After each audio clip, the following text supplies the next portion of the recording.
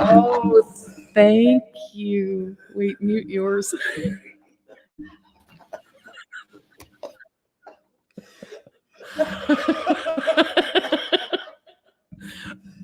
Yours is coming. Just lower your volume on that. Oh, It's the feedback. sorry. Yes, isn't this funny? Oh, well, see, this is why we have to pay attention to comments. Listen, Linda. Oh, I am not gonna repeat all of that. You gotta repeat all that. Wait, who is this? Who said that? Oh, hold on, I gotta highlight. It looks like a good conversation. Thank you, thank you, thank you, Sister Amy. And no, we're not drinking. So Just this good is, drill. I don't know how many minutes. This is 5 minutes in, and we're gonna do a take 2. Hi, everybody. This is Linda. I haven't been around for a while. I know. Spirit's been guiding me elsewhere. So without repeating everything I just said, would like to just welcome everybody. Thank you so much, Amy. I appreciate this. I should leave this up here. Just okay. So that helps a lot. So we have a very special guest here with us tonight, Betty Riley. See, that was practice. That was practice. It was practice. Betty's going to be, I don't know if you read the description box yet or not, but Betty's going to be sharing a story about her Mohave Desert. Yeah, I guess all the details weren't really necessary that I said before. That was a lot. I apologize, you guys. Thanks for being here. Thanks for sticking around. Glad you can hear me now. All right. So Betty is a good friend of mine, tribe sister. I met her in Sedona 3 years ago, 6 years ago, 3 years ago, 3 years ago. 6 years ago, this month, my son had passed away. And 5 years ago, this past month in February, it was my 5th year on YouTube. So here, we're just doing a little interview because Betty has this incredible story. I met her at Camp Avalon in Sedona, Arizona, swinging on a hammock. I came out of a port-a-potty. I said, that looks like fun. And she said, sure is, $20 at Walmart. And we became best friends. Yeah. Soul sisters, you know. So Betty's been doing a lot of traveling, a lot of energy, grid work, had a spiritual awakening, had so many things happen.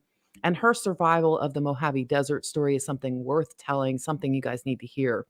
So I am going to pass the mic over here because I don't think if it's all the way over there with Betty that you're going to be able to hear me, but we don't know.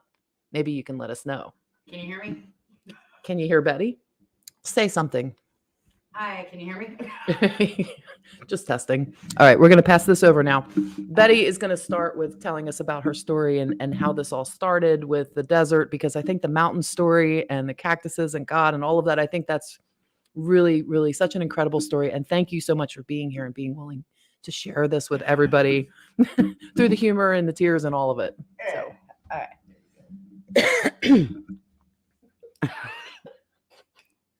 Hi, everybody. I'm Betty. I had a good starting out at first. Okay. Yeah, that was a take 2. She said they can hear you loud and clear. So that's good. If I interrupt, at least it won't be like you can't hear me. Well, 4 years ago, something really bad happened to me. And I think that started the awakening. Then it took it about a year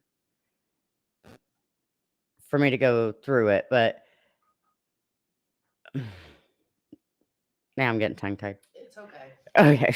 You said your goodbyes to everybody. Yeah. So she said her goodbyes to everybody. Some bad stuff happened 4 years ago. Then I wasn't getting over it. So I was ready to end everything. So I told everybody in Texas, bye, my mom, my daughter, my grandkids, the friends I had. Then I worked my way up the west coast because my son and my brother lived in California. So I wanted to go see them, tell them bye. And they didn't know, right? When you were saying your goodbyes. No. Well, I took my son to the Grand Canyon first, but I did do a trip with them. But I had friends in Oregon. I went all the way up to Oregon, said my goodbyes to them, then came back to California. Then me and my son went to Grand Canyon, spent a week together traveling, and that's how I found Sedona, Arizona to begin with. The first time. The first time. And my car broke down there. So me and my son were stuck in Sedona, Arizona for like 3 or 4 days. Then we got it all fixed and we went back. And then I had to drive him to his dad in Oregon again. And it was the first time I saw his dad in 14 years. And his dad was a bad guy. But ended up having back surgery because of him. And then he did stuff to the family and all that, to my daughter. And I hadn't seen him. So I almost changed my mind probably about saying goodbye until I dropped my son off with his dad. Saw his dad again, and I was like, I was done. Everything that happened, that brought back so many memories. You were at your breaking point. I was at my breaking point. And then traveling, was going back. I don't know where I was going after I dropped my son off. I didn't really care where I was going. Yeah. I was driving. But I did hear about Shasta Mountain. My daughter went camping. Shasta will do it to everybody. Shasta's gonna get you. Well, I stopped at Shasta Mountain because I wanted to see it. Because my daughter went on a camping trip when she was younger, in the Shasta Lake on a boat. Well, when I stopped off at the mountain, I was reading the signs up there, and it had Vision Quest. It was talking about Vision Quest. I've never even heard of Vision Quest before. Didn't know anything about it. But then when I started Googling it, it was like thousands of dollars to be able to do this. Was it an ayahuasca Vision Quest? I don't know what it was. I just Googled Vision Quest in that area. Yeah. And it was like thousands of dollars. Yeah. And I'm like, how the hell can anybody afford this? So I even emailed a couple of the people to find out how to do it, if they had like a sliding scale fee. I don't even know if they ever emailed me back. I've never checked. Mm-hmm. Yeah. But be careful what you ask for.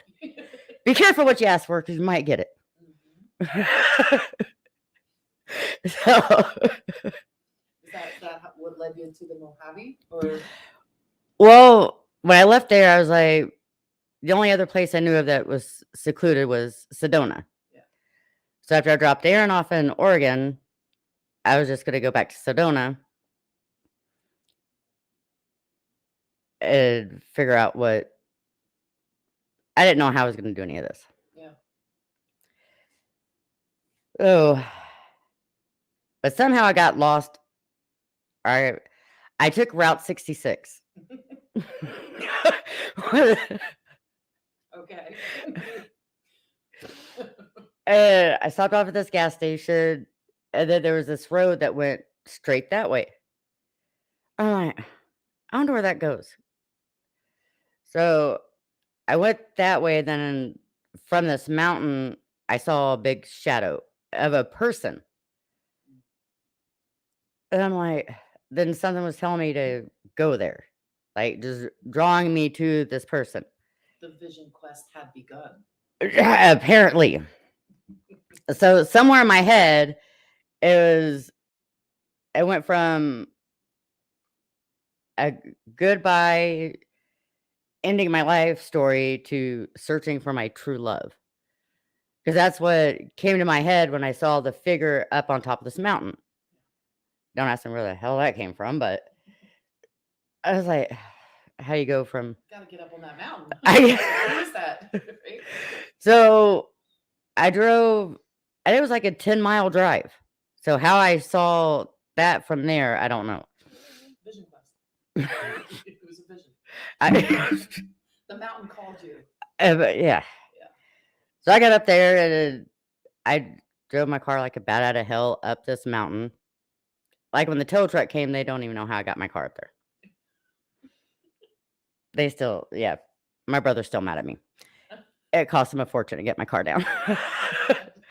A week later, after we found it. But before that, up on this mountain,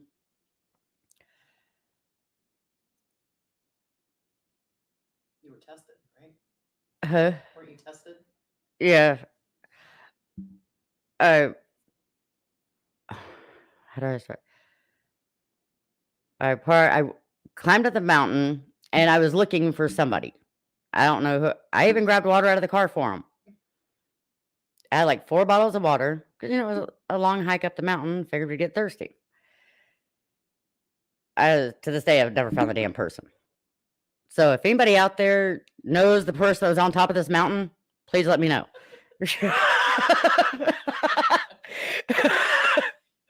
But up on the mountain, I was, how do you say it? Not say it, but tell them about the. Well, I think I wouldn't go through the whole initiation test, but Okay. basically, an initiation, like a self. Let me grab this real quick. You guys know, in the spiritual awakening community, you guys all know. Hey, Angel, welcome too, and nice to see you. You know what it's like when you're being tested, and you're being tested to see if you can walk in honor. So you're being tested to see, are you going to serve yourself and choose something for yourself, or are you going to choose something for the greater good of all? And, you know, we all get to that point where it's a self-initiation where you're tested for something like this. And what is your first choice? Is your first choice for the greater good, or is your first choice for self-service? So basically, you pass that test. Yeah. Right. You don't have to go through all that. Well, I'll go through. Whatever I was being pictured was my true love was underground or in the mountain or stuck somewhere in between somewhere. But for me to be able to have the true love, I would have to let California flood, and everybody would die. So I mean, it's kind of, it was weird. But I said, no matter how much true love was, I wouldn't be able to free him to kill a bunch of people, let a whole city town flood. Yeah. And then it went from there to me getting really pissed off at God. I was mad at this point. Now I'm mad. So I started yelling at God. Had quite a few choice words. Because my life has been hell. Growing up, a bunch of bad stuff happened. Then I had my daughter when I was 13. So I think she kind of saved me from a road that could have been worse. Yeah, right. So even as bad as having a kid at 13, it could have been way worse. But I did raise her. I don't know if I'd really claim that now, but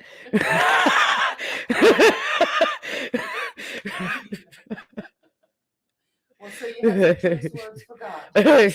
Yeah, get back to that. She's yelling at God. This is the kind of story. This it gets better. Add some choice words for God. Then everybody that ever hurt me, God had put in a stone. And I saw the faces, and I even saw faces I didn't even know who they belonged to. Put into a stone, and what I could hear was, if you want, not redemption, but revenge. If you want your revenge, here's everybody in a stone, and they can stay like this forever. This would be what their eternal life would be forever. And I'm like, oh, that's kind of fucked up. That's what I said. I said, well, what they did to me only lasted a few minutes or a few days or however long whatever happened. I said, that's not really fair to keep somebody in a stone for eternity or till the end of times. And for those of you who are thinking, you know, what the hell is she talking about? What is this? Well, sometimes you're given a choice when you're shown spiritual vision. You guys know, when you're given a spiritual vision about something, or you're given a choice about something, it's a test. It's a test. It doesn't mean California would have flooded if you had chosen your true love, but you were being tested, and you were still being tested to see, are you going to pick true love or the greater good of all? And then the next test was, what? Are you going to pick revenge or not? And you didn't. I never thought about it like that. Because I didn't know anything about spirituality. I'm still learning. But I still never thought about it how you just put it. They're tests.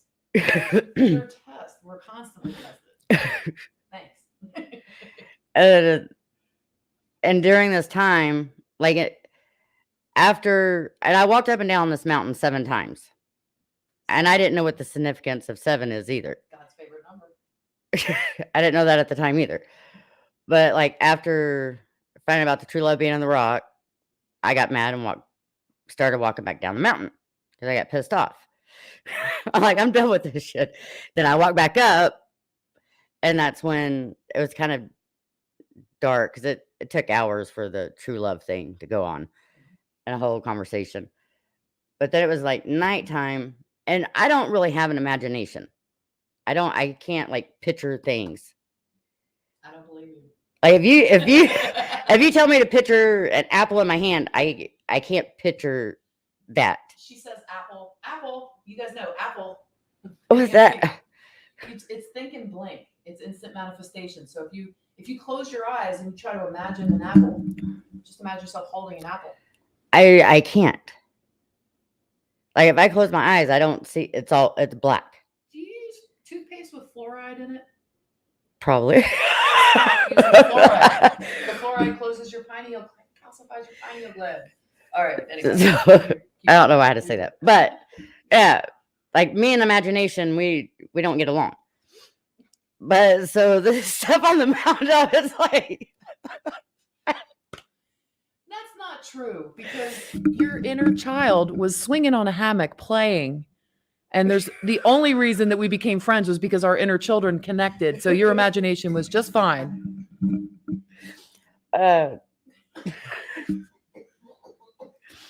Sorry, I'm nervous, guys. No, that's okay. Rachel's saying she may like taste or smell the apple instead.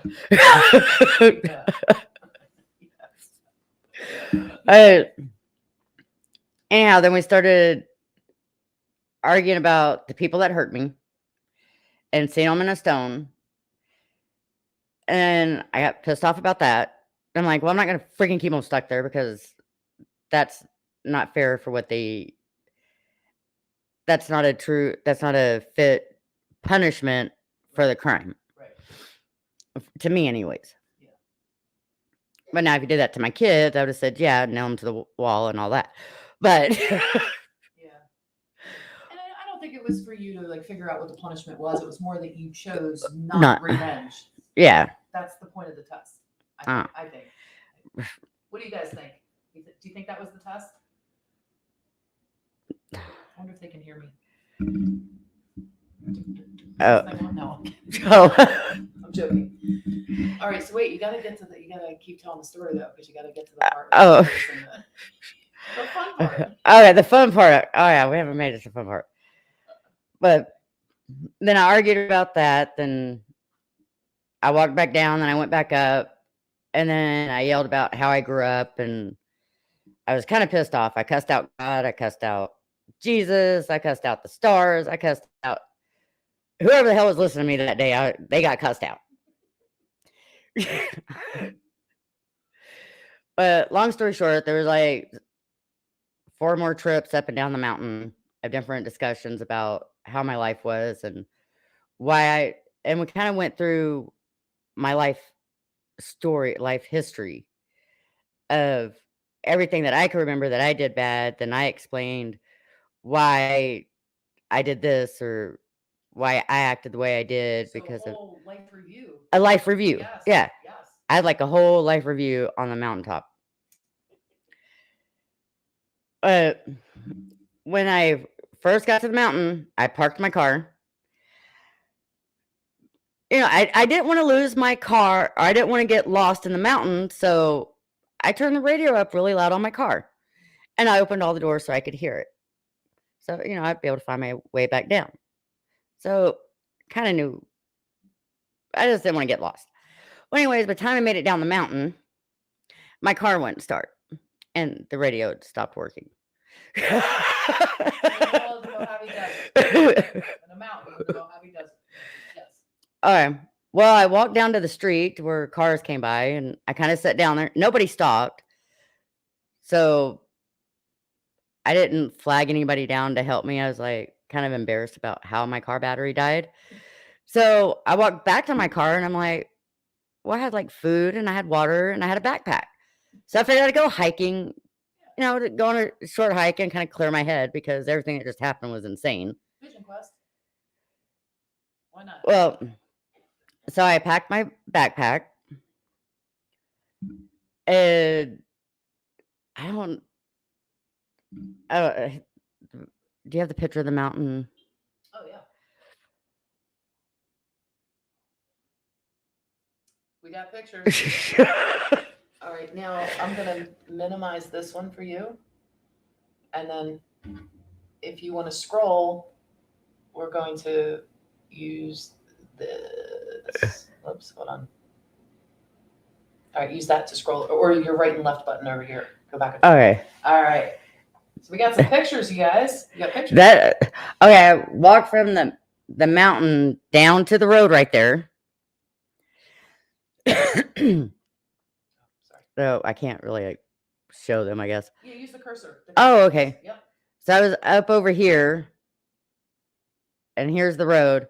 And, 40 feet this way is a call box, and 50 feet that way is a call box. Well, I didn't know they had call boxes on roads to call for help. I didn't make it 40 feet that way or 40 feet the other way. So I got mad and walked back to my car, decided to go for a hike. I don't know where. It was like, that's the mountain where you saw the vision, right? Yes. And that's the one that I walked up to the top of from down there. Yeah, and you guys, it doesn't look like that big from here, but these mountains are really, really big. They're just far away. It's hard to tell from the picture, though. I don't know if you ask my son, he says it's a hill. Well, we're not asking him. He made fun of me. You're telling the story. But back in here, Amy said that's huge. I don't know where the picture is that I was going to show where I kind of. Well, okay, it was kind of like down in here. I walked down in here somewhere. Well, I ended up tripping and rolling down this little hill. And I rolled into cactus needles. And I had. Whoops. There's a spot that you can walk down another little hill. Back up. It might be on one of the other pictures. All right, you got it. But so yeah, tell me about the cactus needles because when I met you swinging on the hammock, you were still recovering from these cactus needles, and how they were really. They were long cactus needles. Long, she couldn't pull them out. They were that big. And when they went in, they burred. Is that how you call it? They burred out. I guess they're hard to pull out because it's like an anchor when it goes into the wall, and then they open up, right? Yeah. Yeah, I didn't understand why she couldn't just pull them out, but it was like ripping the skin out. Oh God, I can't. Yeah. It's like a spiked protein. Not gonna say it. Yeah, not good. Spiked on the end. All right. Well, right before that, something told me to get not pot that you smoke, but a pot to put up over here. But when I grabbed the cooking pot, it was a silver, and I could see a rainbow person and a rainbow dog. In this, and over here I was supposed to light something on the mountain, the little hill thing, because there's a pouch like this with stuff on the inside of it, and I was supposed to light it, but I had no lighter. I don't know what happened to my lighter and my cigarettes. I'd lost them somewhere. I lost those in California too, on Santa Monica Beach. I lost my flip-flops, my lighter, and my cigarettes. They were all stolen right off the towel. Oh. Yeah, right in front of my face, basically. Anyway, it's always the cigarettes. But somehow or another, I just moved 2 sticks together on top of this, and smoke started coming out of it. Oh, not a miracle, huh? Nice. I have no idea how that happened either. Nice. But did I smell the smoke? Yes, I smelled the smoke. Okay, so maybe that, I don't know. My brother says something happened during that time. But this was after the mountain, so that wasn't. But anyhow, but somehow or another, I had to do like a flip up or something. I have no idea why. But anyhow, when I tried to do the flip up, I rolled down. And then rolling down, I had cactus needles from here to the tips of my toes, all the way down. Then I still have like white marks and scars. I still get the chills everywhere. That, like, it hurts. I can feel it. I can feel it. Ugh. Oh, she had she had marks all over her from these cactus needles, and it was like going right through your clothes, but your clothes were kind of pulling on them. Yep. Right. So it was like tearing the skin, but you couldn't get them. Like you couldn't just pull it off. So what happened next? I sat down on a rock and then I pouted. And then I'm just like, what the am I supposed to do now? Right. And the spirit was, or however, I was getting a saying, well, if you just sit there, the cactus needle is going to keep going in your skin. But if you get up and if you run, you will loosen them and they will be able to come out. And I'm like, I just climbed a mountain 7 times. Now you want me to run, and it wasn't a straight desert. It was down a hill. Another hill. And the only thing at the bottom of this hill were sticker burr bushes. And I could see those. I'm like, you want me to run down there? Into sticker burrs. After I got cactus needles all over me. So I sat back down and I pouted. And as I was pouting and yelling, you could see the cactus needles going deeper into the skin. So the longer you had the cactus needles in, the more they like they were all like going. I don't know how. Okay, time out. We get it. Ouch. They hurt. No, I don't want to stop you from it because it's a great story, but it's like I just see the skin getting. It's like it. Oh, all right. God, sorry. All right, so sorry guys. This part gets me. But I was like, ouch. Rachel said it. Ouch. So now I'm supposed to run into a sticker bush. I'm like, don't ask me why I couldn't run that way. I have no idea. Or why I couldn't run that way. Or why I couldn't just run back to the road. I have no idea. I was just supposed to run that way. So I did, and I'm like, and what I was being told was, we will stop you from getting into the bushes. You will not get into the sticker burrs. And I'm like, whatever. So do I listen? Do I not listen? Right. At this point, you're like, what the hell?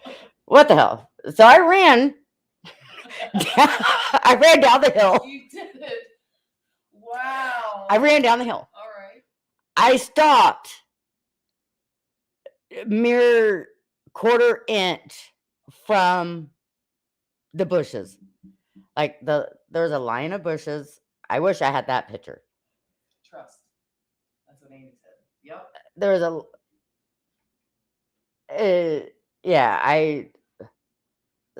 I don't know how the hell Were you with clothes on at this point? I had my clothes on. Okay, all right. You'll know why I asked that in a minute. So I stopped. Okay, now I don't know where the hell I'm at because now I'm like behind the mountain. You can't see the road anymore. Okay. I went the opposite direction. Full of cactus needles. You wouldn't go to the road to ask for help. You would run the opposite direction where there's not a house in sight. Into more sticker bushes. Why not? Yeah, exactly. Spirit said so. I was still trying to figure out if I'm crazy or not, but hey. So I did it. I didn't get thrown into the bushes. I was able to walk around it. And at this point, I could start taking out some of the sticker burrs. But I'd be able to remove one or two, but then they would start going back in. So the only way to get them out is to run.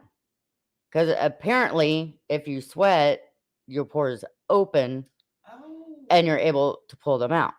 And these are the sticker burrs most people have to have pliers used to get out. Oh, God. All right. Ooh. So, Yeah, But, they I were mean, long-ass needles. I had on a long You told sleeve me that- shirt. When you told me that you need pliers to pull these things out, I just could feel like it's a torture. I didn't know this at the time. Mm. I found out like at Too late. yeah. I didn't have pliers on me. Wow. Yeah. Yeah. So that's a lot. That's a lot right there. We'll just take a little quick break here because Sorry, guys. no, you don't say no. Sorry for anything. I'm just taking a quick break here because Amy was saying that she's dumbfounded. She really recently been to Colorado and Arizona and cried when she saw how massive it was and felt the energy from the mountain. That's exactly how I felt the first time I went through New Mexico. And I was driving to the Grand Canyon with my son in 2016. And we were trying to get to the Grand Canyon and we only planned the first 2 days. And when we got into New Mexico, we were taking turns driving and sleeping and whatever. And he was taking a little rest. And I passed something, the Red Rocks National Park there or something. And as we're passing by, I was like, oh my God, the Red Rocks. And I didn't even know. I thought it was the one that's up in Utah. I didn't realize it was like a different one. But when I saw the sign for it, I was like, I have to go. And I woke up Steven and I said, it's going to be another 4 hours before we get to the Grand Canyon. And I said, maybe we should go into the Red Rocks instead. We wound up going there and staying like 2-3 days and hiking there and had amazing experiences and saw the 90-something anniversary, 95th or 93rd, or I forget what it was, anniversary of all the Native Americans and the tribes coming in. And they were doing a powwow and they had a big dancing ceremony. It was done in the Red Rocks, right? And there was a white buffalo that came out. It was like the most amazing experience. But Amy, I'm bringing this up because you said this when he said, sure, let's go in. As soon as we went in and I started driving up and through, the roads, you could see like the little mountains and the rocks and everything. And my spirit was singing for joy, but I was crying. And I had the window down. I was driving slow and I was like, all of a sudden I had this soul reconnection, this memory of like, I don't know what it was. I can't say what the memory was. I just knew it was like home at one point. So I had the same experience when you said you're dumbfounded because, we've had other experiences in these places. We definitely have. And our soul recognizes that. It's soul recognition. So yeah, I know what you're saying on that one, Amy. Hey. All right. So to get the cactus needles out, you have to run to be able to pull them out.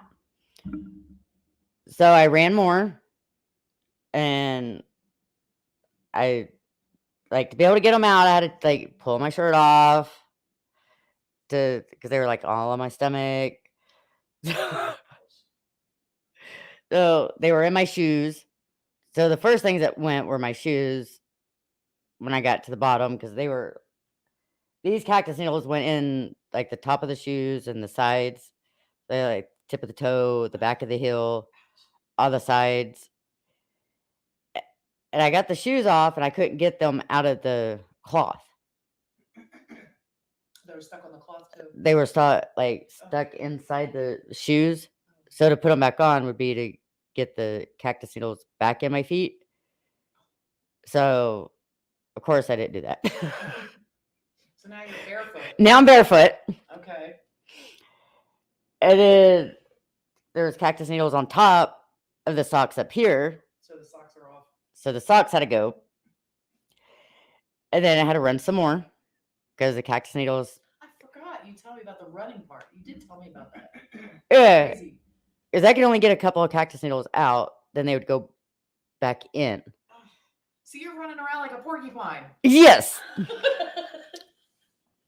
And then, I spent one night on the mountaintop. I spent 2 nights out in the desert. With the needles in the whole time? Yeah. Well, when did you remove? This was along the running path. This is along the running path. Okay. So Then you're still running now. Still, I'm pretty sure I read, for a day. Shedding continues. Angel said the shedding. Yes. The Yeah. shedding continues. So it was like a day and a night for all the clothes to be able to come off. A day and a night. So you're slowly stripping away your clothes.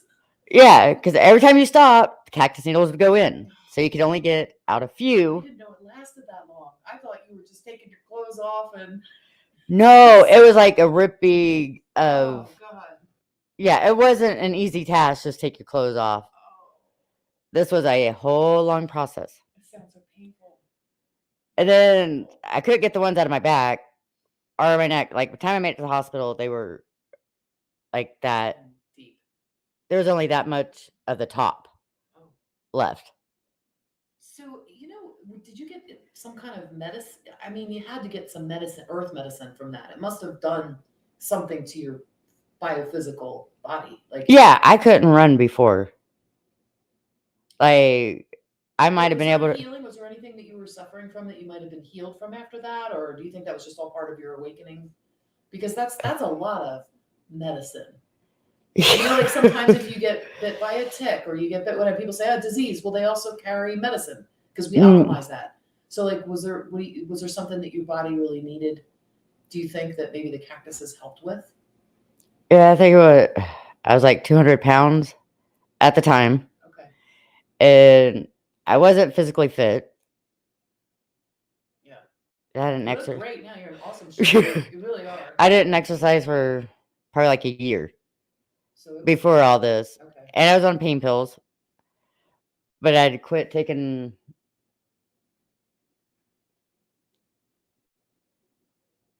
No, I didn't have pain pills in the desert. Yeah. So I ended up quitting those. Yeah.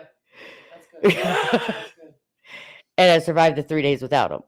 And I'd been on pain pills for like 10 years. So how long were you in the desert for, do you think, that whole excursion? 3 days from when I parked my car to when I got found. Because it was on a Friday, I parked and went up the mountain. Then there's one night on the mountaintop and 2 nights in the desert. Okay. And one night I don't really remember. Yeah. Or like there's like a 24-hour period I don't remember. But I got there on a Friday because I saw the last text I sent somebody, it was on a Friday. Yeah. And I was telling them my phone was dying. Okay. And then I didn't walk out to the street naked until Monday morning. Oh. Tell them about that story when you walked out there naked and they wouldn't stop for you except the one lady. Yeah, only one lady. Well, before that, me and my shirt got into an argument.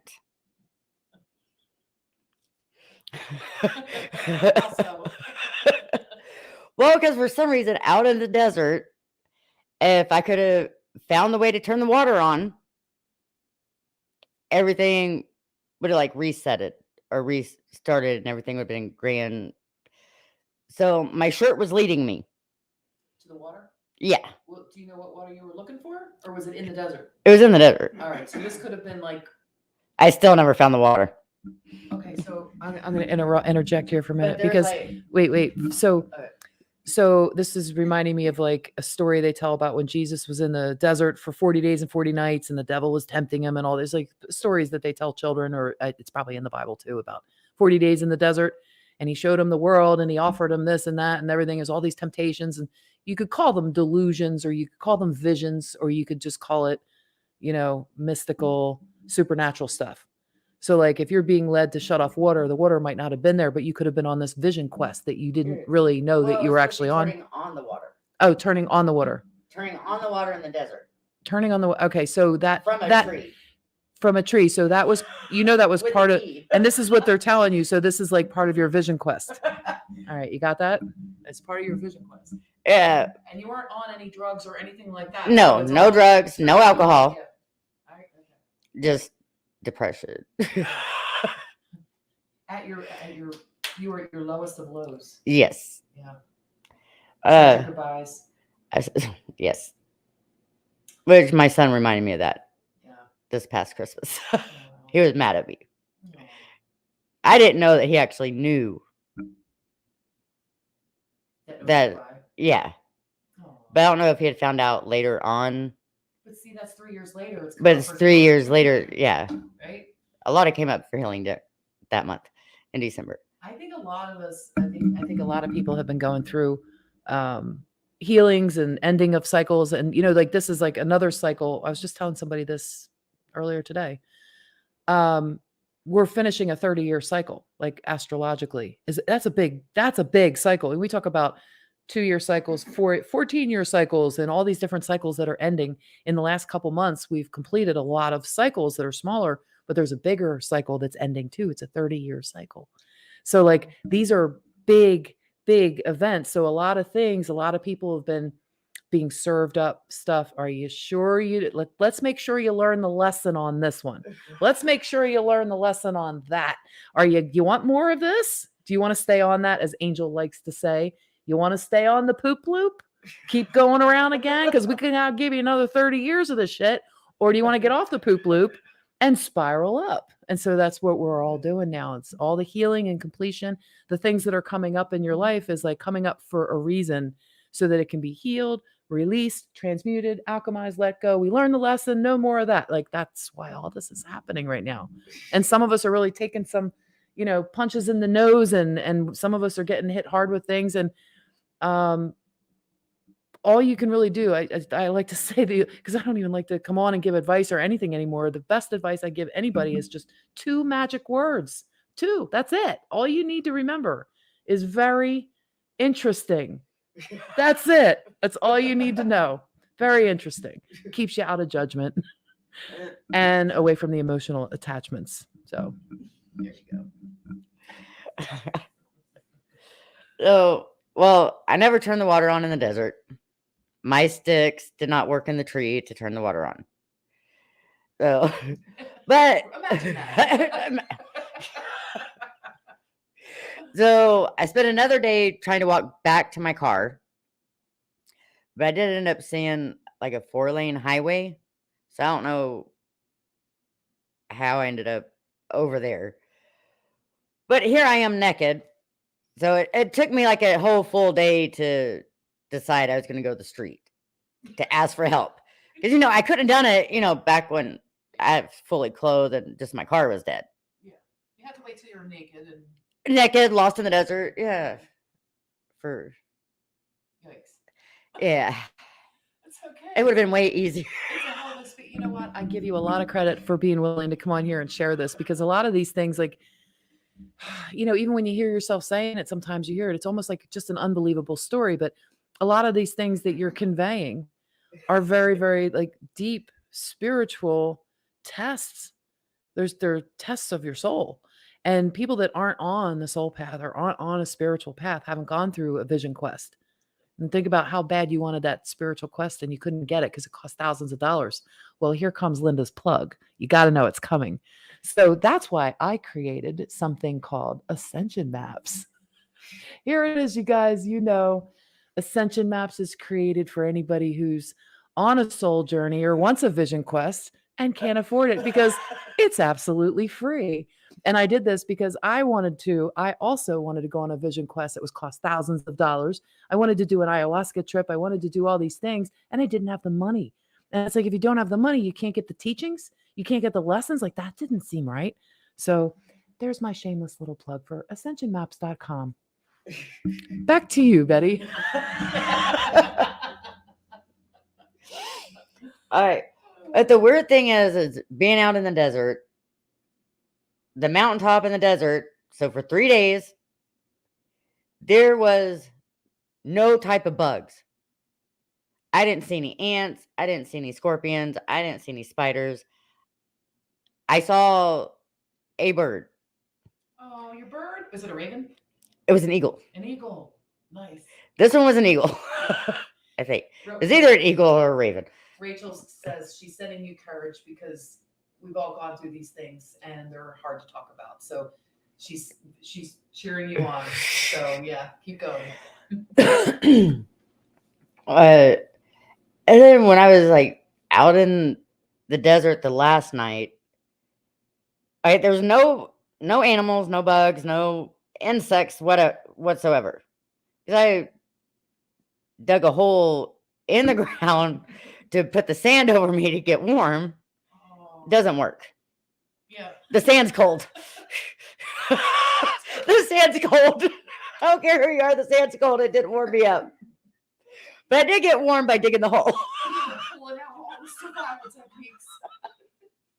Everything you learned from MacGyver. Yeah, pretty much, because that's all I watched. But he did teach me how to turn the damn water.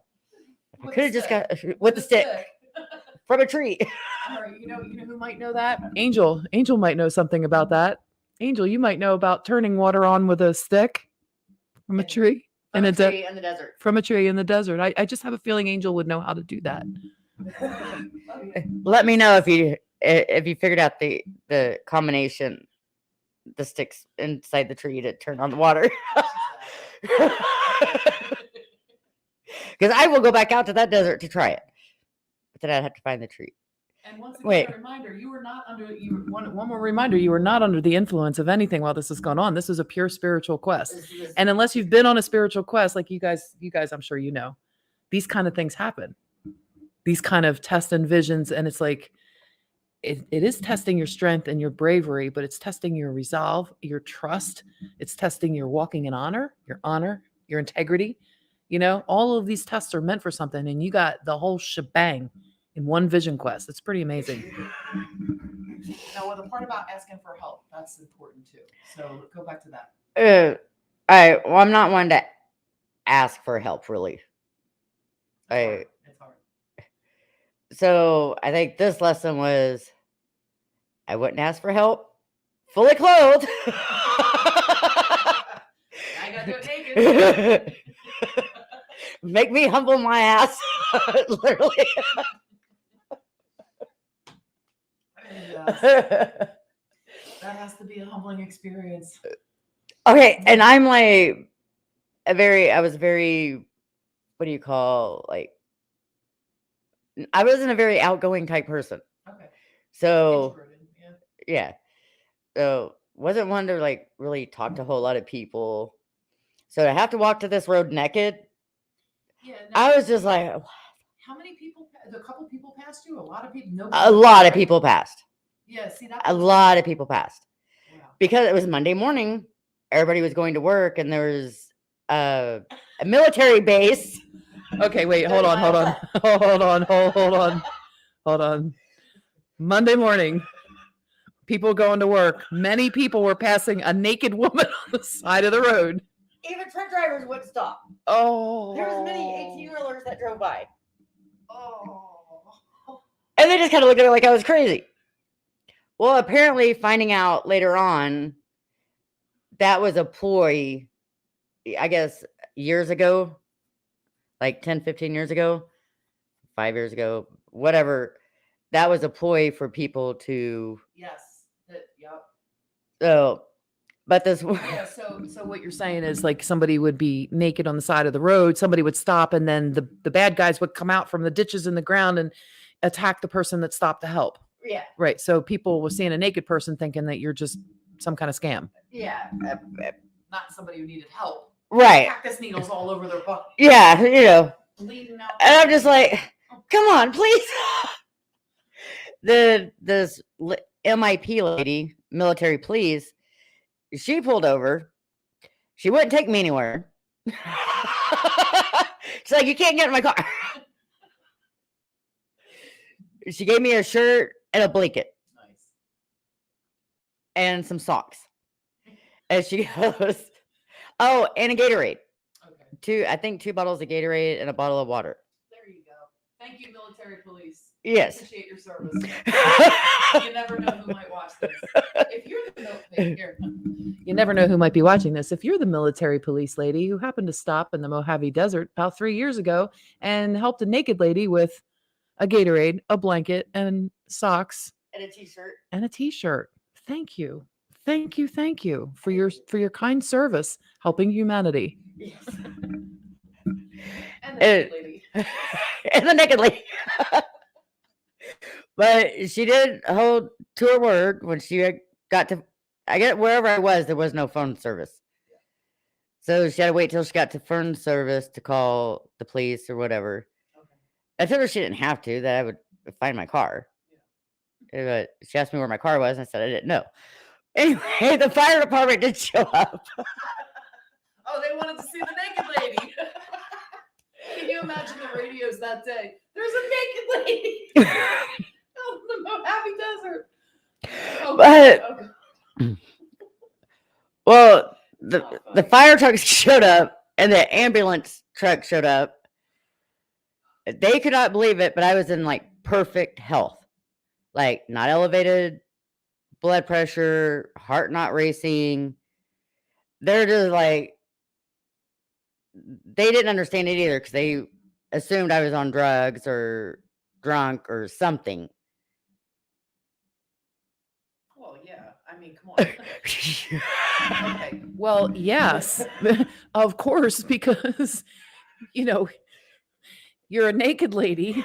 Now, you have a shirt on at this point, no pants, right? Just socks and a shirt. Oh, wait, no, she gave me panties, a blanket, and a pair of socks. Panties, but not No shirt. pants, just panties. Just panties. Okay, underwear, Or right? shorts. Right. Yeah. Undershorts, underwear. But she didn't have a shirt.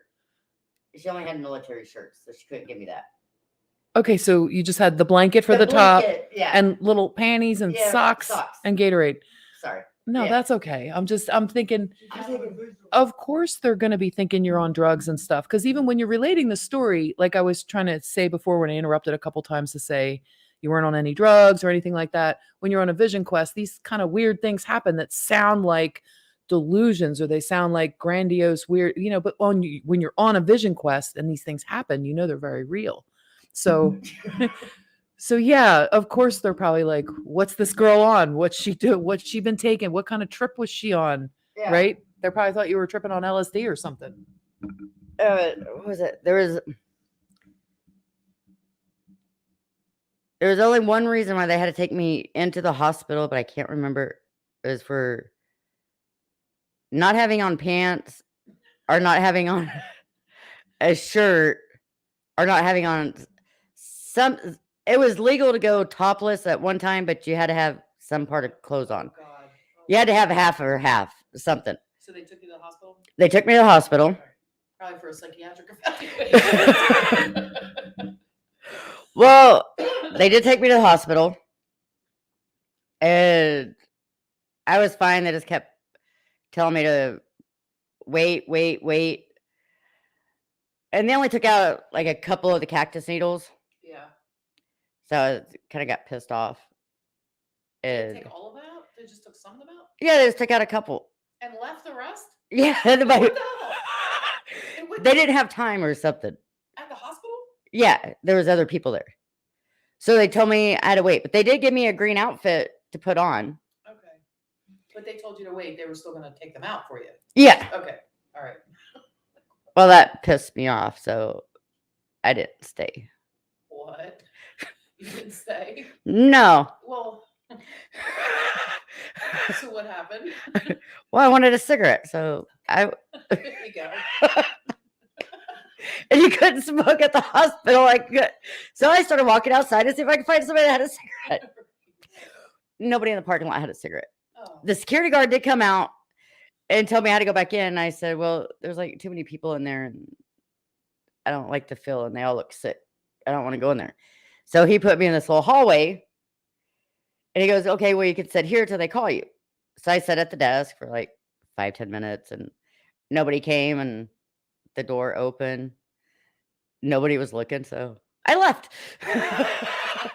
Well, with the green hospital garb on. Yeah. And some cactus needles in you still. Yes. And you just left? Yes. Where did you go?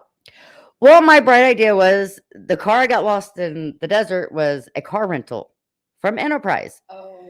So if I could find an Enterprise, they would be able to find the car because don't they have tractors? Yeah. Right? Yeah. So you were looking for an Enterprise? So I went looking for an Enterprise. Okay. So I walked a couple miles down this way, then asked a couple people. I still ain't found a damn cigarette. Then Bev, join us. Hey, Bev. Hi. Well, a couple hours into this walk into Indio was the town. Yes. And Indio was like hour and a half or 2 hours from where the ambulance picked me up at. Okay. Because in the desert. So where were you going to walk? No, wait. Is Indio a town? Like Indio, California. Okay. All right. So, well, I figured I'd find an Enterprise, find the cops, right. Be able to find my car. Well, I get to Enterprise. They're looking at me like I'm fucking nuts. Right. They did give me a water, though. They didn't get the show though, did they? No. They told me that they couldn't help me because they would have to get a court order to be able to track the car. So I'd have to come back tomorrow. And I'm like, At the Enterprise place? Yeah. Can't they just like type it into their computer? Not without a court order, apparently. So they told me I had to come back. Well, I was arguing with the guy. Then he said the manager would be there tomorrow. Angel said it best. She said, "Surviving the desert, return for your carnage." Right? Oh my God. So that the carnage works fine, Angel. She said caravan, darn autocorrect. I had to put that comment up too. Not carnage, return for your caravan. I like the carnage better. All right. So of course that made me mad. So I'm like, okay, well, what am I supposed to do for a night till the manager gets here? He goes, I don't know. I guess whatever you were doing before this. I asshole. Back at the hospital getting my needles. No, they made me mad. So I wasn't go back there. I was gonna go look for. How did you get the rest of them out? That took a couple weeks. Okay. Because when I actually, I don't even know if they all came out. I think you had most of them out when I met you. Right? Yeah. Or I think I still had a couple of. Yeah, you did have a couple in your shoulder still, I think. Yeah. But they were, you could just feel like a bubble. Yeah. But they were in. Yeah. They probably are inside of you, some of them. Probably. I don't know. I can't see the back. Yeah, it didn't hurt. Like, yeah, you were still pretty sore. Yeah. So I met you a week after. Yeah. Like almost exactly a week later. Maybe a week and a day. I met some really fascinating people on my journey out west. Betty being just one of them. Love you guys. Love you all. So I went walking through this town, and I was somehow extremely tired, and I had a face mask. Well, For COVID. yeah. Yeah. Well, my face mask started leading me places. Your vision quest was continuing. It continued in this city. Oh boy. Your face mask was leading you in what? You were just getting a nudging from spirit that the mask was trying to tell you to go somewhere? Yeah. Okay. Like it wasn't really windy, but the mask would like lift up like there was wind. Okay. And start. I could see that happening. And it would start going like this. Like it was directing you. Like it was directing me to where the dowsing mask. Like, I still have the mask. It's in my storage. I have the whole outfit still. It's in storage. I was not letting that go. That's the carnage. But then I kept falling asleep on the sidewalk. Because I would like sit down for a few minutes and I'd end up falling asleep. Well, I got to this one spot. This lady with a shopping cart came by and she asked me if I had a cigar. And I told her no. And she's like, oh, okay, fine.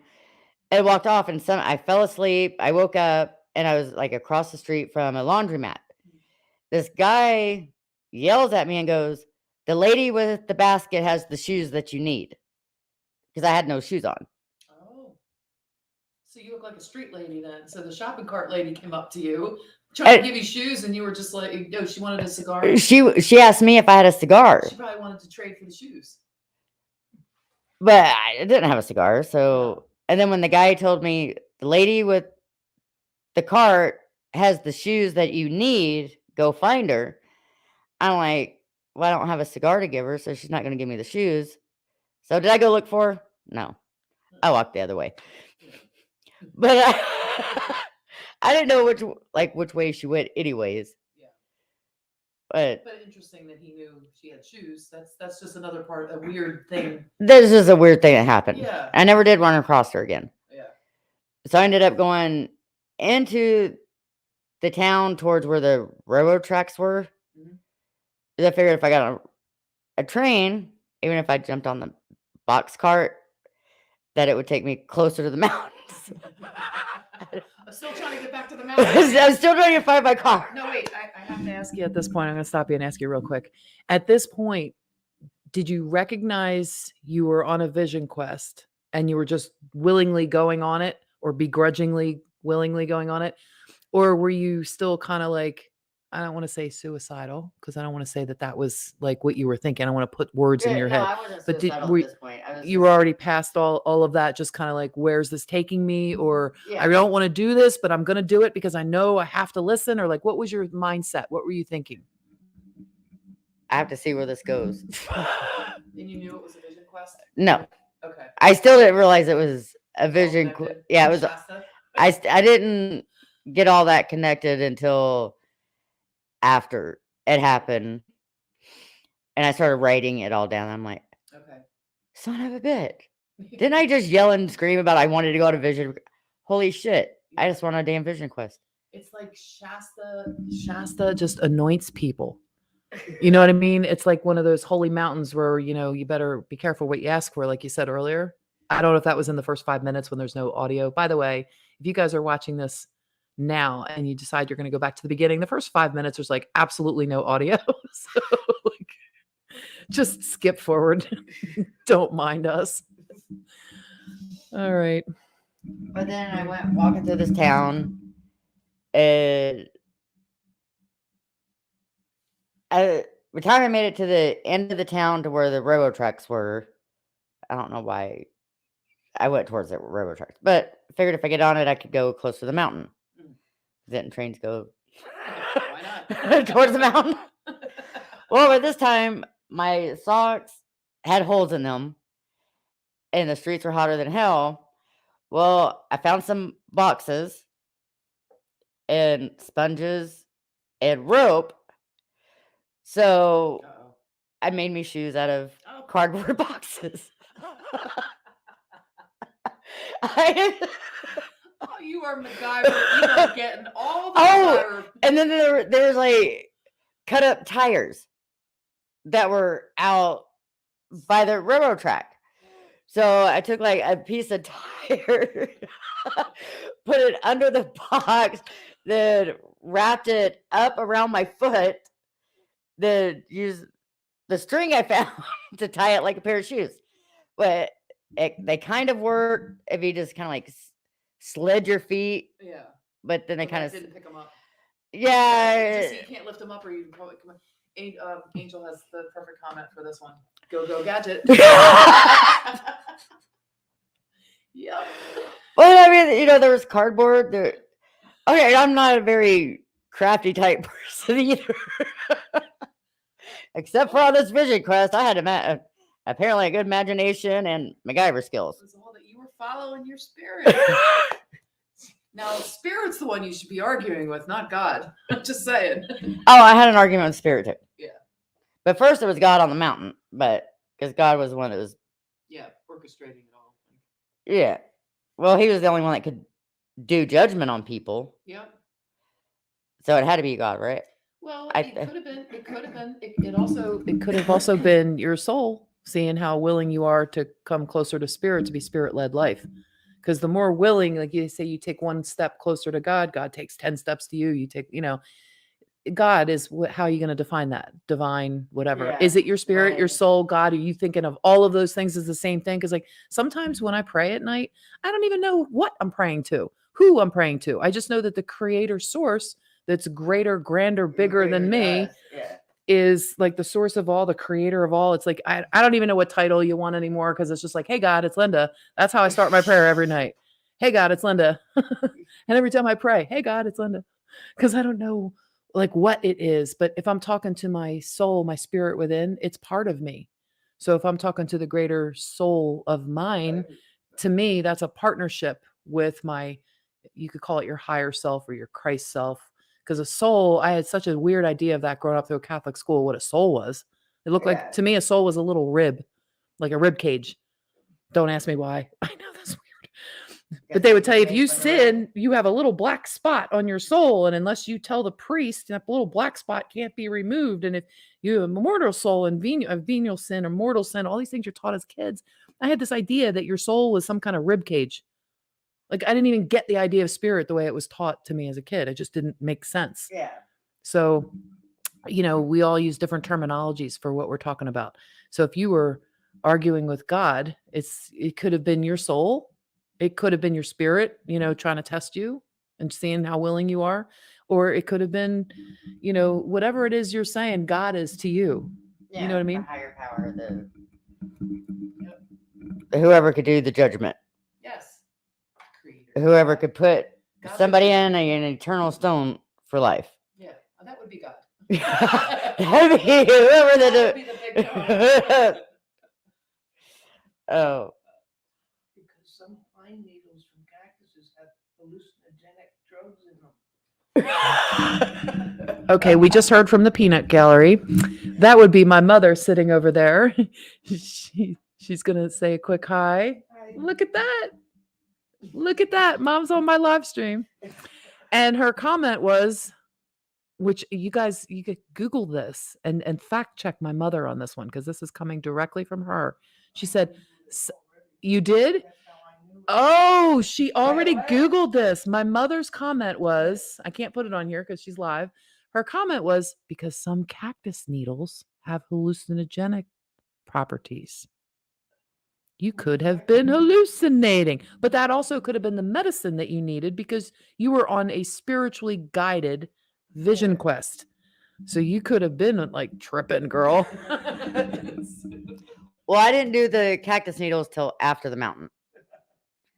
Okay, wait 1 sec.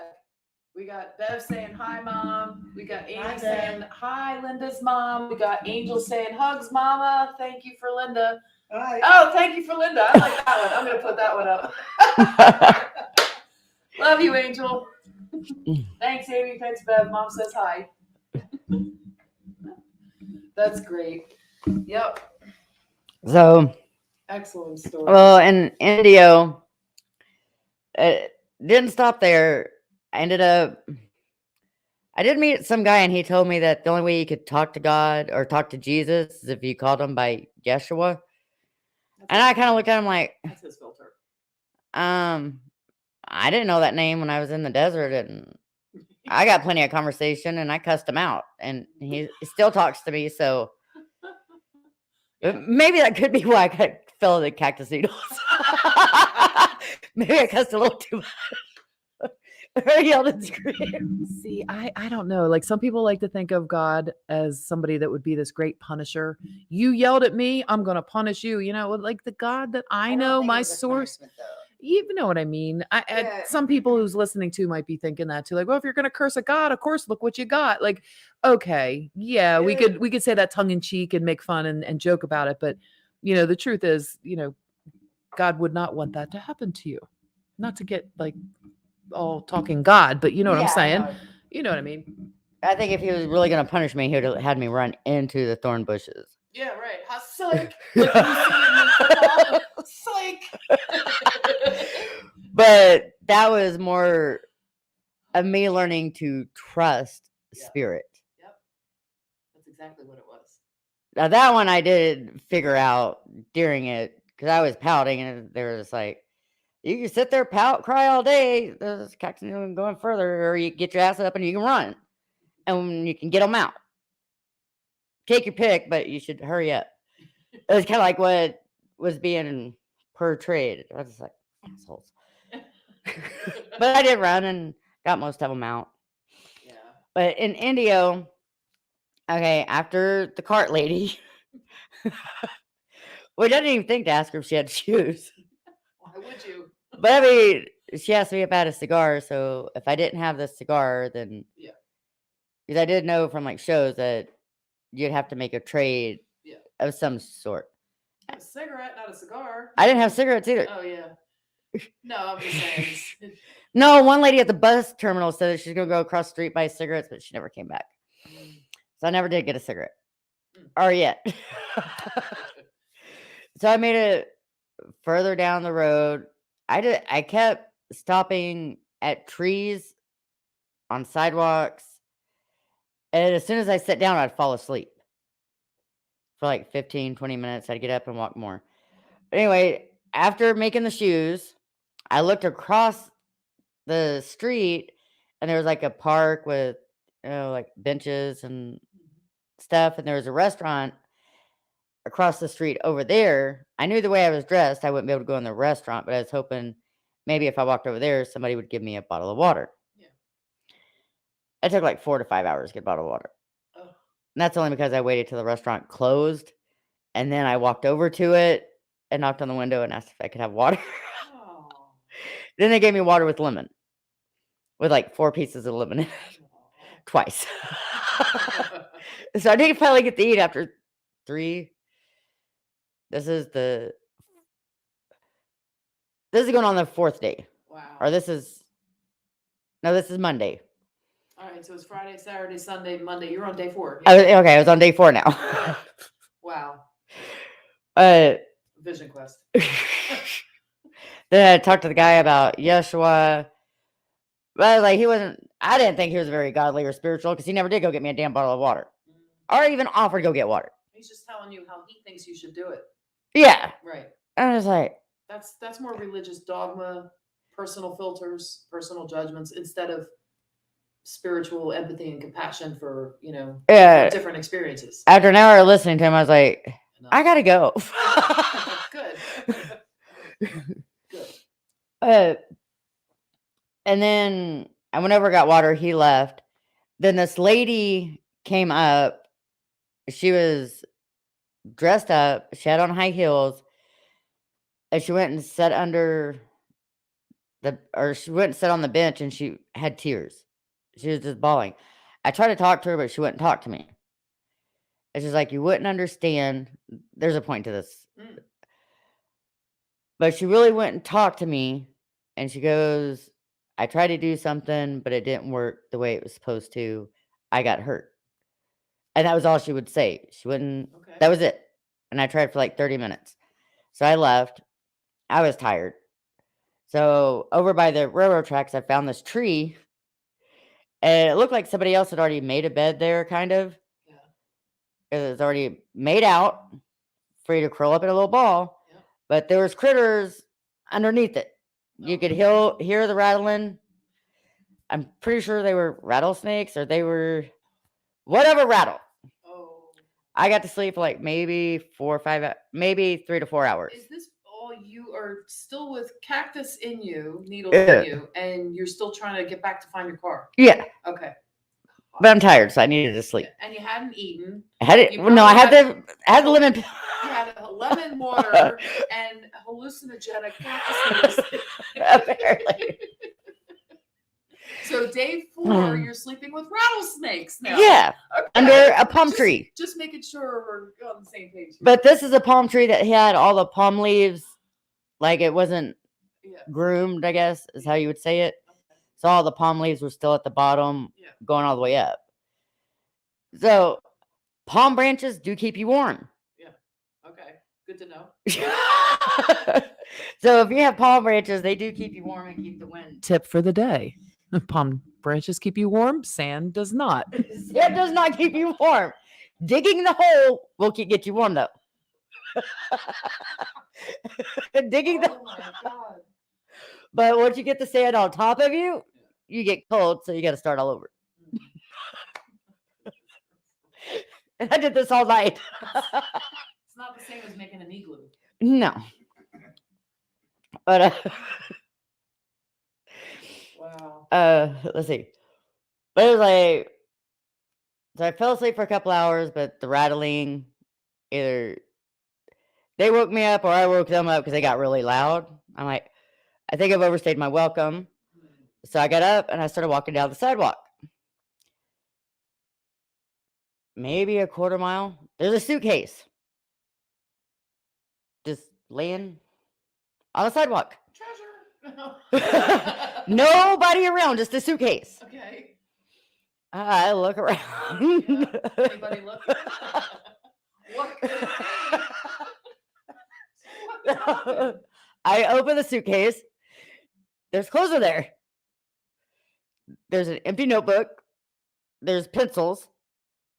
There's like a mix of guy women clothes. Okay. So I got a pair of pants. I got a pair of shorts. Yay! I got a shirt. So Betty gets clothed. Yay! From a random suitcase. Now, are you sure that they were actually real clothes? You weren't hallucinating them, right? No, they were real close. Well, I gave up the box and the tire for shoes because they were uncomfortable. And the suitcase had underwear in them and they had socks. Oh my God. So I folded up the underwear. And I used those as shoes and put the socks on top. Okay. All right, why not? You know, because if I was going to walk down the sidewalk, Yeah. you know, if I got holes, Of course, then, then the underwear would block it. yeah. Protect those little feet. Oh my God. There was only one pair of socks, though. You might have told me about this when we first met, but honestly, I don't remember that part of the story. It was really funny. Okay, well, this guy walks up to me and I'm like, oh, I'm sorry, is this yours? He just kind of looks at me like, no. I said, good, because I borrowed some stuff out of it. But he was smoking. Cigarette. So he had a cigarette. Hey. And he You goes, got clothes and you got a cigarette. no. Oh, I got a ride down to a convenience store he didn't give you a cigarette? behind a building. No.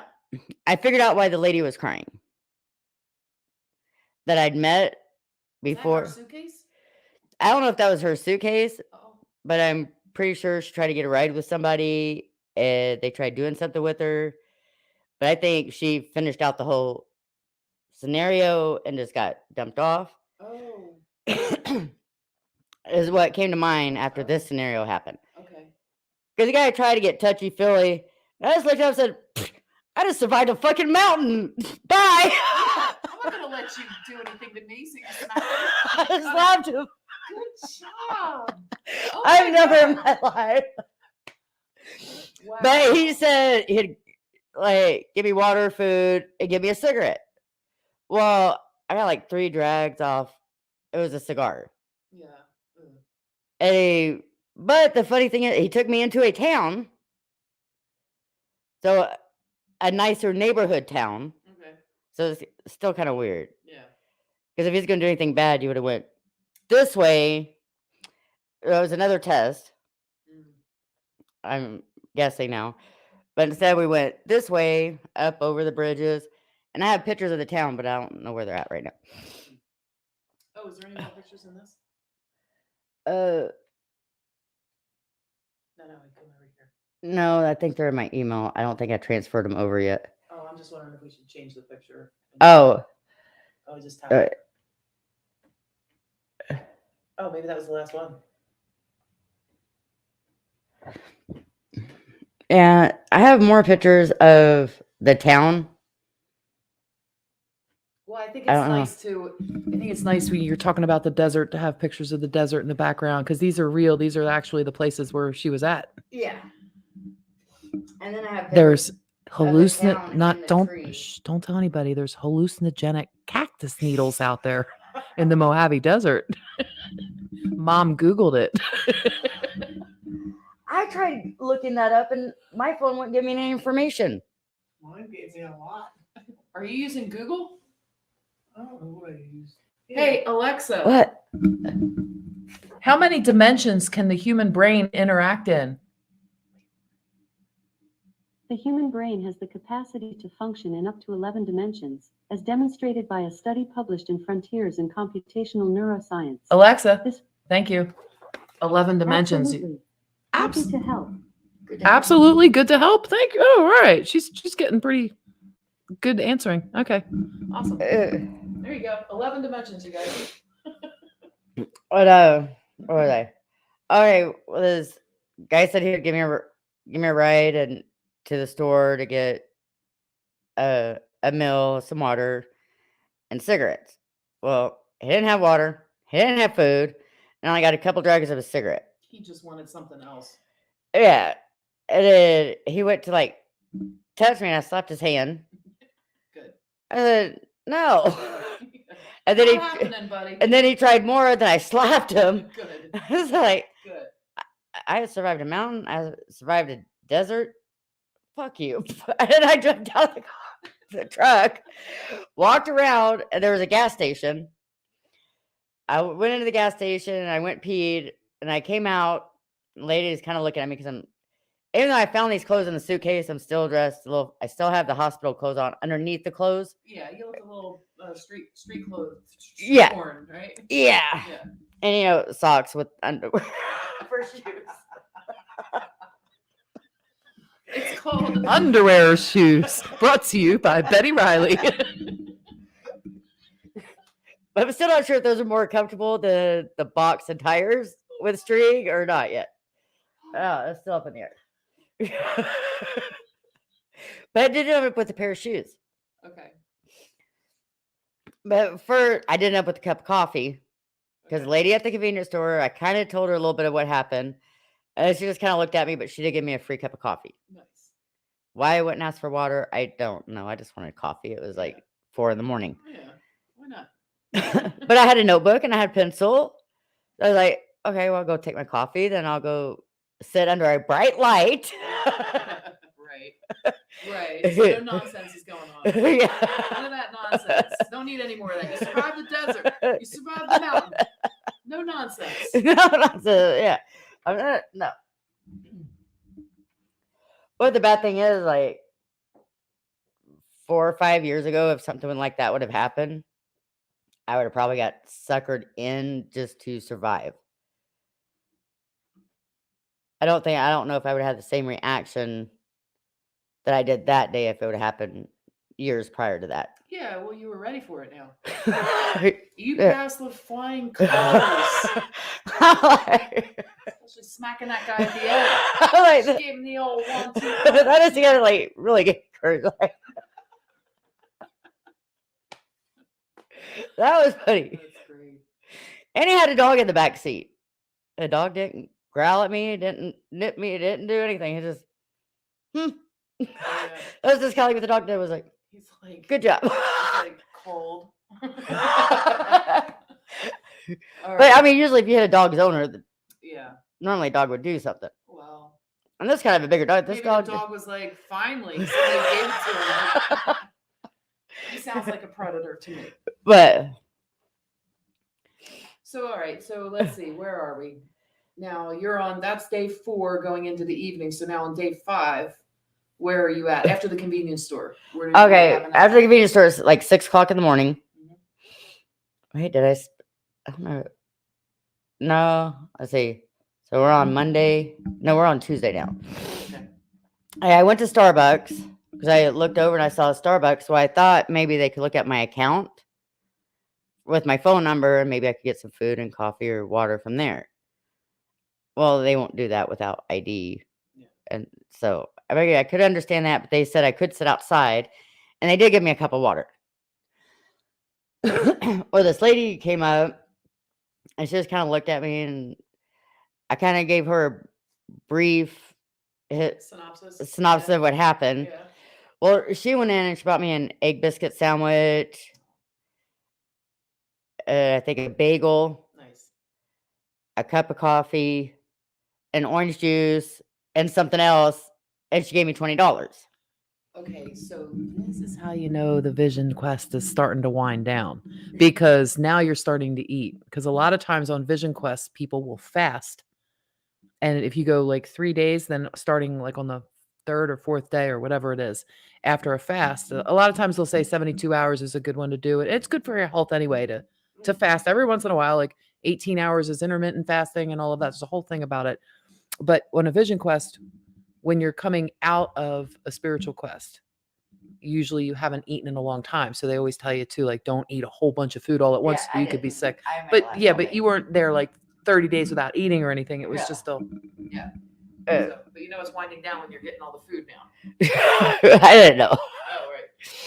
So I ate just like a little quarter of it because I still don't know where my car is. Right. So I knew I still had a long ways to go and I had no money. But she did give me $20. And there's the convenience store. Could have got cigarettes. Or there is a Burlington coat factory over here where I could probably go get shoes. I actually ended up with hiking boots and socks with the $20 because the cashier covered the rest. It was like another $10 for the shoes and the socks together. Okay, good. So I got hiking boots. Nice. I did get a pair of hiking boots. Nice. You picked the hiking boots over the smokes. I did. Good. Oh. Then I went walking. So now I'm just walking towards the mountains. Towards back where some of these pictures are, right? Let's see. Oh, wait. I'm in the wrong spot. Yeah, those. Go ahead. Keep Okay. So I just knew my car was by the mountain, so go towards the mountain and I'd eventually find it. hiking back towards here somewhere, right? Yeah. Right. But I'm 2 hours away from this spot in Indio. But I figured if I found a mountain somehow or another, I would find the car if I went. But I ended up going through this community. Well, I saw a gate over here that led you back out towards the desert. That I could have went this way, but I couldn't get the gate open. So I walked through like this little community, and then I was getting water out of the spigot or their sprinkler system or whatever. Just some random water play. You found the water. I found the water by the tree, damn it. She found the water. See, she turned the water on. Did you turn the spigot on? Yeah. I didn't even think about it like that. Oh my God, you found the water. Wait, was the water what the mask led you to, or you had a stick for that? You had a stick for that, right? No, this was after those two. This is after the Starbucks. Yeah, but I mean, when you were originally looking for Oh, I was originally looking for it was with sticks. All right. And like apparently one of them would have been the key Well, you found the water. to turn the water on in the desert. But you found it in the desert. Technically. Well, in a It's stick. community. Yeah, well, still you found it. You're still in your On a golf spot. course. You have- See, that's living the high life. Though. Yeah. So see, I moved on uptown. Oh my God, that's funny. That's so funny. All right. Well, I had my little Starbucks bag. I got my boots on. So, well, I made it to like a dead end, but I saw that there was more desert behind the houses. So there had to be a way to get back there. So the way I thought was locked. So I went walking through the community. Well, of course, they had like security, ground guys. And the guy was really nice. He's like, "Can I help you?" I said, "Well," kind of gave him a brief thing of lost my car, trying to get back to the mountain to look for it. He's just looking at me like I was kind of crazy. Called the guard guy over, and they noticed, I was getting water from the faucet. So they gave me fresh water out of their cooler, gave me a ride up to the gate, and the one guy opened the gate Nice. and let me go through it. Good luck. They're like, good luck to you in the Mohave Desert. Let's open the gates for this woman. Be gone. Well, behind there's a walking trail. Okay. It was like a golf course, walking trail, dirt bike. I guess what people do back there. All right. So they opened the gate for you to go. They opened the gate for me to go down That's there. really funny. The symbolism in all of this is not being missed. And I know you guys are catching the symbolism in all of this as she's saying this. The water. She found the water. Now they're opening the gates for her to go back into the desert. Oh, I didn't even catch on to that. It's pretty cool. Well, back in the desert, I guess there was like a party pad thing out there that people did because there was I guess probably teenagers went out there. Well, I found a lot of roofing material. I was tired. What did you do now? Well, I was gonna try to take a nap. Make me a hammock out of roofing material. Not a hammock, but a place. Makeshift. Yeah, it was by a tree. It was under the shade. Now it's hot. Yeah. Like April. Okay, so now it's hot. She finds roofing material at a party pad in the desert, so she decides she's going to build herself a nice little shaded area with the roofing material. Why not? MacGyver is kicking in totally. You are MacGyver Jr. here. All right. It doesn't help. It makes you hotter. when the sun's beating down on you, it just gets really, really hot. So try to like sit on it, burnt my ass even through the clothes. I'm like, son of a biscuit. So I try to get comfortable, try to stay there, like put it more in the shade for it to cool off. Roofing material doesn't cool off very fast either. So I was like, well, I can just sit down. I can do my journal. Ate a little bit more food. Then I tried to take a nap, but obviously I had too many damn naps in town because now I couldn't sleep. So I could hear cars. So there must be like another road, highway or something. So I start walking towards it. Well, halfway through it, I'm out of water and it's hot. So I have my, here's your water bottle. So, no, there wasn't that much. So I had this. Then when I made it to the road, I was just like showing this to people, like just trying to ask for water. Yeah. And nobody's going to stop, even for a fully clothed woman walking down the damn street on the other side of, or behind the mountain or wherever the hell it was. Yeah. But this old guy stopped. And he actually came home a day early from Florida. Huh. Yeah. That rings another bell. I Sorry, know, guys. Yeah, I was getting that bell too. So yeah. I was like, wait a minute. Florida keeps coming up, you guys. Um, All right. So he had a bed, a truck full of stuff that he needed to go take to the dump. Well, he goes, well, I can take you that way when I'm done, and we can see if we can find your car. Nice. And here's some water. It's warm, but you can have it. Nice. So he goes, but you'd have to be in the back of the truck. Not in the back, but the back seat. Okay. So I'm like, okay. Well, he goes, well, you're probably that way. But I got to go this way to dump the garbage. Well, at first I kind of argued with him because I thought he was going the opposite direction of where he told me he was going. But anyhow, I fell asleep while he did that. You must have felt safe. You must have been tired. I was tired. But then when we got to the dump, I woke up, asked him if he wanted me to help. He said no. But this guy took a couple hours out of his time to try to take me with just the landmarks I gave him to help me look for my car. Nice. Well, we get to, I forgot the city name. I have it wrote down somewhere, but we couldn't find my car where we were at. And he kept calling.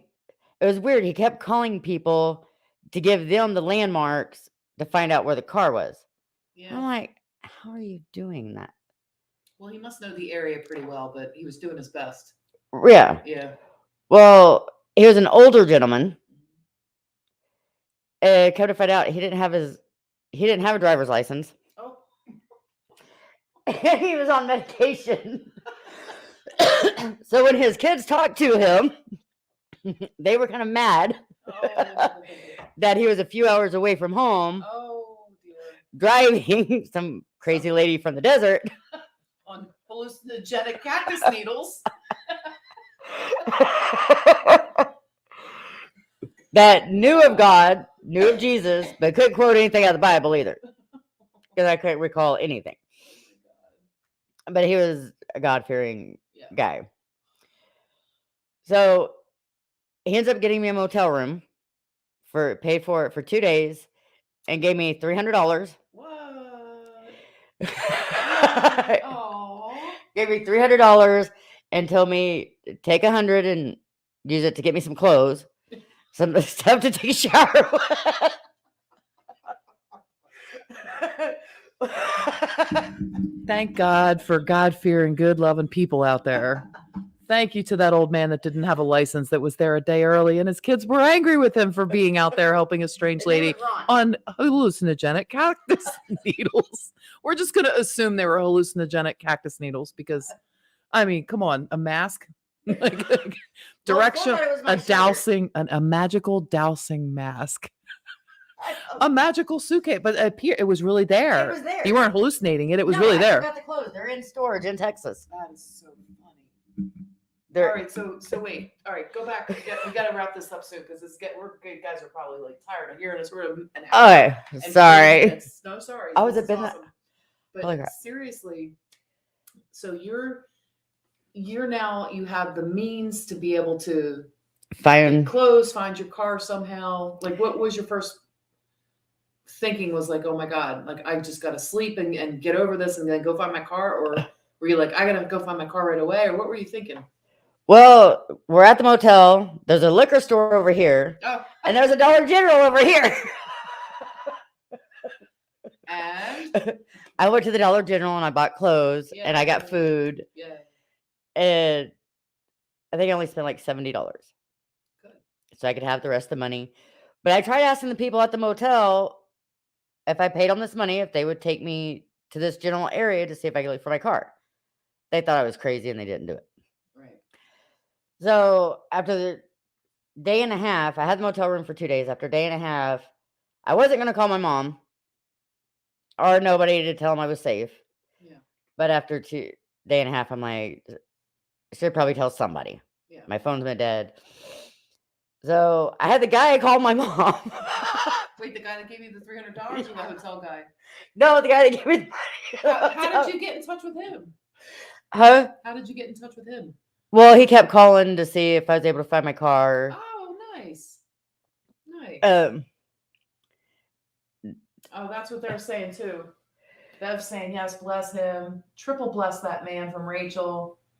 Bless. Yeah. Yep. What a good guy. Nice older gentleman doing that. That's great. And the reason he knew about the landmarks and stuff, he's a realtor. Oh, okay. Okay. I still don't know what company he works for, though. He gave me his card, but I don't have it anymore. I lost it like shortly afterwards. So how did this wrap up at this point? Did you call your family or did you want to call on He ended up calling my mom. My mom called my brother. My brother called me, sent my other little brother to come get me because my little brother, that's 17 years younger, and his friend had just spent 2 days in the desert looking for me, digging up all the little mounds. Because when they were out there looking for me, they had saw tons of coyotes. Oh my God. They were looking for your dead body? They were looking for my dead body. Oh my God. And after, I think my brother said they were out there, is this like day 4, 5, 6 Yeah. that right. I'm missing? Yeah. Let's see, because 4 is Monday, 5, 6. Yeah, you're Tuesday, Wednesday. So you're my probably brother not- came on Thursday. So that was like day 7 then. Yeah. Day 6. Friday, Saturday, Sunday, Monday, Tuesday, Wednesday, Thursday, day 7. Oh, shit. 'Cause Yeah. that's a whole week. Oh, yeah. The magical 7. Damn, I didn't even know. I didn't even put that together. Huh. Nice. But yeah, my brother had already told my son that the chances of them finding me were slim to none. The same day, my son's father went to jail.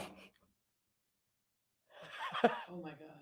So my poor son just like, Yeah, they thought you were dead. yeah. Oh God. So, I mean, I kind of wish I wouldn't have called so I could see where the journey would have went because there was another opportunity, but I'm glad I did call because my family needed to know I was okay. Yeah. So, Well, you know what? I think if that's more important too, is that if your family didn't know that you weren't okay, even if you were saying your goodbyes, but they weren't thinking she's dead or she's here, if they weren't going through looking and the journey could have continued, yeah. I mean, but the journey doesn't, a vision quest has to end. You know what I mean? It has to, it serves its purpose. It has a purpose. It serves its purpose, then it's over. Because then you integrate all the lessons and everything you learned from it. Vision quest, that's what it's supposed to be. Your whole life can't be one long vision quest, or can it? What do you guys think? Let us know in the comments what you think. Can a vision quest last your entire life? Why not? I mean, yes, every day can be a new journey. If you really think about it, we could have an ongoing vision quest, but not how as detailed as to have the heightened stuff that happened in such a short period with all the tests, all the initiations, all the weird stuff, everything that's going on, the earth medicine, just the stuff out of the blue that was happening. I mean, I don't think I could live in that state. You'd be like in a state of what's it called? Eustress, which is the good stress. And you have the bad stress at the same time. So much cortisol is pumping through your body. That's unhealthy.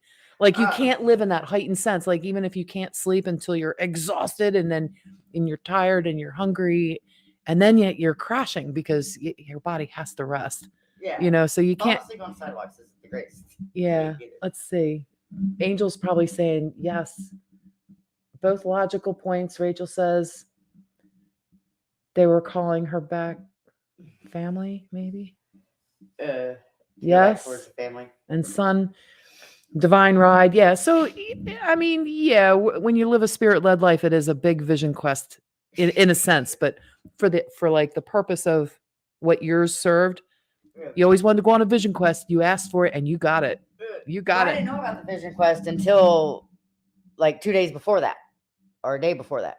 It was the right time. I didn't know what vision quests were. I know. And then you wanted to go on one, but it was too expensive, right? I was mad. And we could come back to ascensionmaps.com. No, just kidding. For free, you guys. Free. Not getting lost in the desert, losing the clothes. No, you don't need to do that. All right, but I still hadn't found the car yet. The guy did give me this little pamphlet and that told me to read Matthew and John. Okay. So I did, and I still have it, and I still read it every now and then. Now that thinking back on it, that tells you more believing in yourself and the higher power and more of the spiritual stuff. Nice. All right. Oh, we did find the car a week later. Sorry. No, go ahead. My brother did pick me up. I went and stayed at his place. He was mad at me. I was mad at him. My other brother, we were just all mad at each other. It took about 3 days. My brother decided to rent a car and he was going to drive me to Arkansas and drop me off with my other brother because he was pissed. Well, on the third day, it was weird. Another three. Yep. It was, or it might have been, it was either 3 or 4. All right. Whatever. Yeah, a couple days. We'll say 3. 3. That's how. It works. But my brother rented a car, was going to take time off and drive me to Arkansas. And he goes, "We'll drive past your car one more time, or drive past that area. If we find it, you get it. If you don't find it, you're set of luck. You're going to Arkansas. Because the car probably ain't there anyways." I like, fine, whatever. After 2 days of me being pissed off, getting mad again, when I accepted it, I was like, okay, whatever. My brother left to go to the car rental place, rented the car. When he was 5 minutes away from the house to pick me and my son up, the cops called my mom, told my mom they found my car. They found your car once you let it go. Once I let it go, Wow. and gave it. Yep. Handed it over. And handed it over. But okay, I'm a little stubborn. I don't learn things very quickly. Obviously, it takes me a few days. Sometimes that's what it is. And I'm still kind of stubborn. It still has it suck in, just to go with Yeah. the flow. Well, that's how these things are sometimes. I wanted to point out that Rachel said the journey is forever, but quests are meant to end with treasures. LOL. Yes. And I Yeah. say she has permanent treasures. So don't tell me that you can't use your imagination. You can tap into the cactus needle. Just tap into that cactus needle. Oh, And visualize it. Yeah. Cactus needle medicine. Let's see. I do have I have more white dots on my legs. So. We'll say Ah. cactus needle medicine is not for the faint of heart. You should not try this at home. Oh, that's how we should have labeled. You know what? We want to change the title. I think we should change the title. What do you guys think in the comments? Tell me what you think. I think we should change the title instead of Betty's Adventures, Bloopers, and Blunders. I think we should call this Betty's something Vision Blooming Quest. Adventure. What's that? Blooming adventure. Betty's Blooming Adventure. Well, those cactus needles bloomed inside of you. Like, oh, just pulling them out and thinking the script. Oh God, I can't. Keeps coming back. Yeah, it's just like, Well, we should change it. What do you guys think? Should we change the title to have Vision Quest in there too? I was just trying to get something that rhymed with Betty's Adventures, Bloopers, and Blunders, but I don't think they're really bloopers. I don't think they're blunder. Well, yeah. I mean, who doesn't blunder on a Vision Quest? We stumble, we crawl, we plead, we cry. I do We want to scream. go on another spirit. I do want to do another vision quest, but one that's guided and watched over. Because I went on that one and I learned lessons of forgiveness, semi asking for help. I'm getting better. Being more myself. But I know there's still something. I think if I did a vision quest like the right way, well, not the right way, but like with the maybe that's what I want to do. I want to do it with the peyote. No, Not peyote. You mean ayahuasca, probably, right? yeah. All right. So look, I have to interject It's because to open the imagination. so like a hallucinogenic or some sort that's guided, like an ayahuasca thing's very, very tribal and ancient, and peyote, they did the same thing with that. It would open up the pineal gland and whatnot. The thing is, on a quest of something that I've found for myself on a vision quest, you almost learn how to trust yourself. You learn how to trust the spirit guiding you within. You learn that connection. So you're working towards the partnership with your spirit. So you've been through that. You've been through the trust fall. Yeah. And you realized spirit's got your back. But I still don't know what my purpose is. Right. And reading more about Vision Quest, most people do the Vision Quest to kind of find their purpose, is what I've read. Yeah. So I mean, if I don't ever do one, then I know I've done one, but I think that was more for finding trust within myself. Right. So now you don't want to try, if you ever go for another vision quest somewhere, you don't want to put all of the empowerment that you have just learned with yourself over the last few years. You don't want to take all of that and give that power away to someone else to have that over you. So you want to make sure whoever you find as your guide, if you're going to go on something like that again or do something, more ritualistic. Yeah. Okay. You can be your own shaman, but if you want someone who's like a shaman who can guard over type of thing and help guide you, they're not going to give you the answers that you're seeking, because those answers you always find within. Because it was like we were talking earlier about a test. If somebody gives you the answers to a test, that person's helping you because, hey, I'm helping you here, buddy. Here's I want you to pass your test. Oh, sure, I'll take that. But you're cheating and you never learn the lesson. So it's the same thing with the Vision Quest. Is when you learn how to empower yourself to trust spirit within, you never really need another guide because you find that you are your shaman. You are the one that can find the answers within yourself. And that's part of the trust that we learn every quest we take. And a vision quest doesn't have to be as dramatic. Yours is like the most dramatic vision quest I have heard from anyone. Like that. I've never heard, I've talked to a lot of people about vision quests and journeys and things that they've been on. And I have never heard of anyone having a journey quite like that. It's absolutely stunning. That's why I'm really grateful again that you were coming on here and willing to share. Even though I've kind of blumbered. No, you didn't blunder at all. I want to just ask you to just to kind of wrap things up and everything too. Betty Guyver. Yes, Angel. Yes, I love that one. All right. So just in wrapping things up and everything that you've learned and whatever over the last 3 years, you said some of the things you don't know right away. You kind of have to have a little bit of time so you can look back and say, oh, just like you didn't realize you were on the vision quest while you were in it. Although you knew you were on a journey, it was like so many things like you can say about it. But how do you feel now? Like say after 3 years, if you're looking back and you're just reminiscing about it. You're talking with friends here that are hanging out with us almost 2 hours on here, and they're hanging out with us because they want to hear your story and your thoughts. So what can you tell them about what you learned from this whole experience about yourself and trust and spirit? What would you say?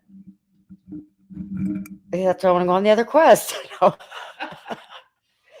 Is learning to trust myself more. Like now, I still jump in my car and go places where I'm called to go. Yeah.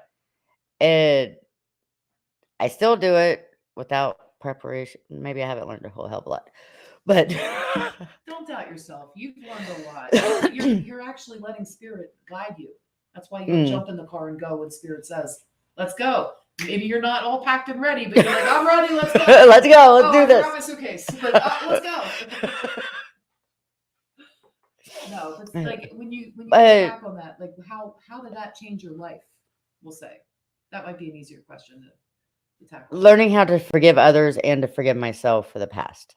Oh my God, that's huge. Because I stayed in a deep depression for 20 something years. Oh wow. I was negative Betty.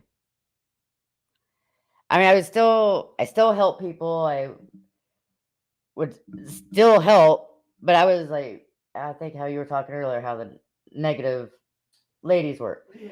That was me. There was nothing good that I could even talk about my life. And prior to this journey, when I moved back to Texas, I'd got a hold of an old friend of mine that lived across the street from me when I was 12 years old. And we met up like 5 years ago. I didn't have one nice thing to say about my life. Mm. Nothing good, nothing positive besides having my son and my daughter and some of the football trips we went on. But besides maybe a handful of positive things that I could say about my life. Everything else was negative. Boo-hoo, poor me. This happened, this happened. Now it's like I can talk about it and be like, well, that happened, but this is what good came out of it. Yeah. It's gone, it's in the past, don't worry about it anymore. So, and I don't cry all the time. I mean, I still have my bouts and moments every now and then. I guess that's a woman thing, but It's a human thing.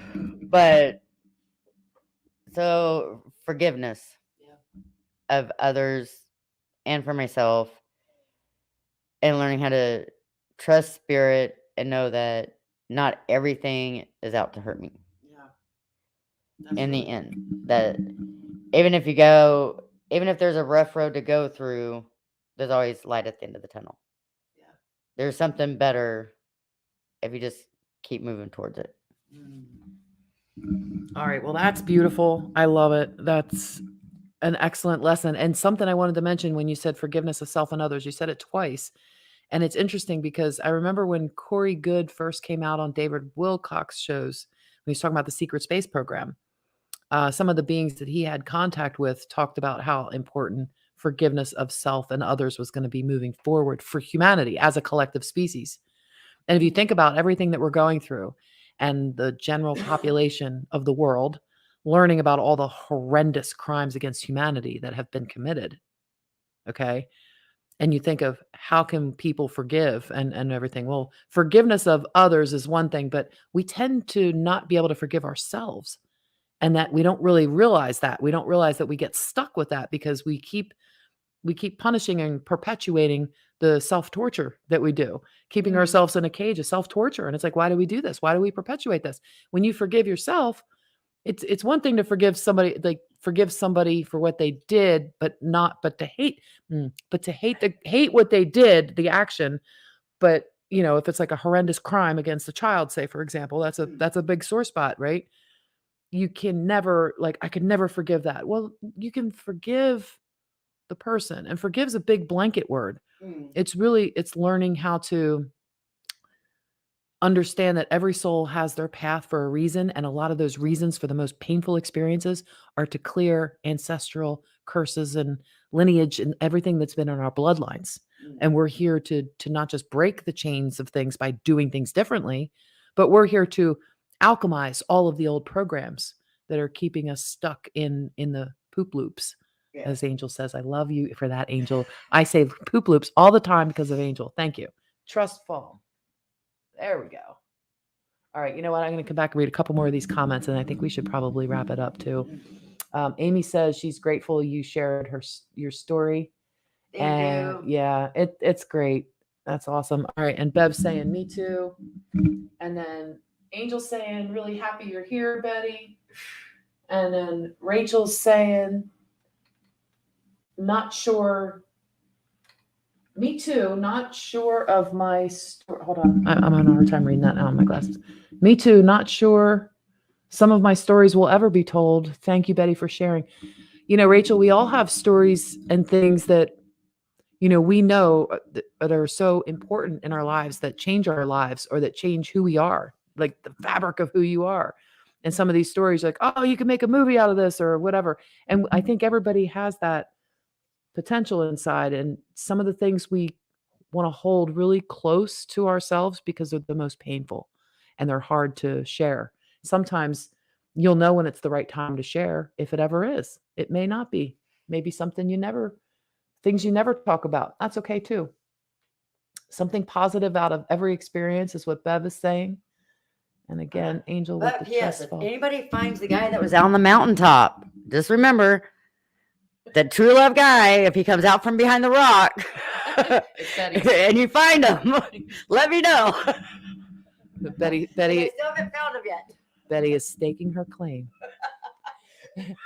and with that, I think we're ready to turn off. We've gone just past 2 hours. This is like a long live. We haven't done this one, but I want to just say once again, thank you for having the courage to come on here and share your story, to be here, to come up and spend some time with me. We're having a sleepover tonight. Betty's sleeping over. Yeah. All right, let's see. So, thank you so much for being here. Okay, we both see. Wait, we got to get rid of that one. Oh. You're over here. I don't know where I went. Oh, no, that's because you're on this tab. Oh. Technicality. Oh, there we go. Oh, you know what? I've been sharing this picture the whole time. There we go. Well, I do have more pictures, and when I actually get them like uploaded and gathered, I'll put like little notes slideshow or together. story Yeah.